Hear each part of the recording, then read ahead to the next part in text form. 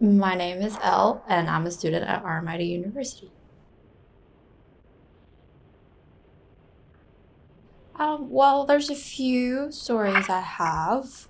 I would tell you about the story of when I was working at an event at an old hotel. So there's just me and my friend who's working as well. We went to the bathroom and tried to, use the facilities.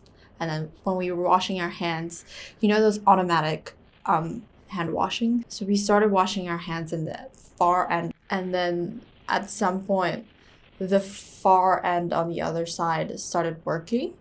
My friend was like, "Oh, this place is haunted." And me, as a skeptic, just thought, "Oh, that's just probably like a mechanical error or something." And I said, "Look." So I went to the far end of the other side and like tried to play with the sensor. And when I did, it stopped. And then when it stopped, she was like, "I'm out of here." And I was like, "Nah, it's just that it didn't work." So I tried to make it work again, and it didn't. I went to my friend's side, and then it started working again. So we just ran away. When I moved to a new apartment in Footscray, things weren't working well. So at the first few weeks of the moving there, you have to fill out this thing that says everything's working, this is how I got it. And I said, "Oh, the air conditioning isn't working." I tried to turn it on multiple times and it's not working. So I told the agent, "Can you have someone come in and look at it?" And then, yeah, so he had scheduled someone to look at it.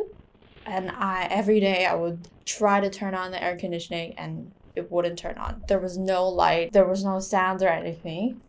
And then with the TV, I tried to turn it on as well and it wouldn't turn on. So I would just like leave it there. And then I would be halfway through my sleep and then the TV would just randomly turn on. So I didn't care about that because I think maybe it's just an old TV. The air conditioning tradie came. I checked the air conditioning one last time before I went down and it had no light, no sound. I tried to turn it on, it didn't turn on. And I went down and came to get the tradie. And when he got back up, there was a light. And he pushed one button and it turned on. The air conditioning started working because the tradie tried to fix it. And then the TV was still doing that. But it was making these sounds like it was going to be like, it was all just mechanical errors. But I wore my Saint Benedict medallion. I'm Catholic, so it says that medallion would ward off evil spirits. So I started wearing it, and the TV started working fine, and air conditioning started working fine, no sounds and nothing. Yeah, it has happened again, and it was when I wasn't wearing the medallion. Yeah, I think both of them would have been technical glitches, like mechanical errors or something. But there's also a part of me that thinks, well, maybe someone's just playing with me and I just need to ward them off.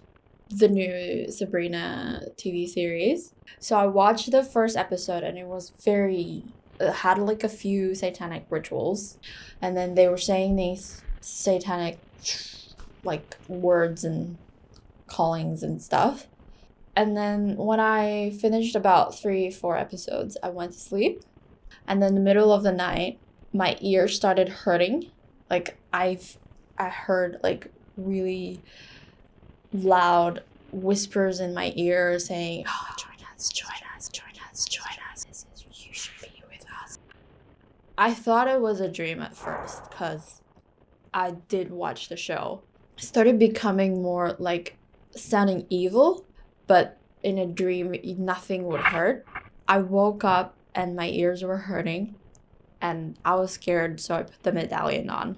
And after a few seconds, the pain was gone, the whispers were gone. And I think it's more rooted in supernatural causes because I'm Catholic and I think they've been telling us that if you open yourself up to evil, then evil will come to you. Like, I think watching the satanic rituals was like, ah, she's interested in joining us. Maybe we could invite her.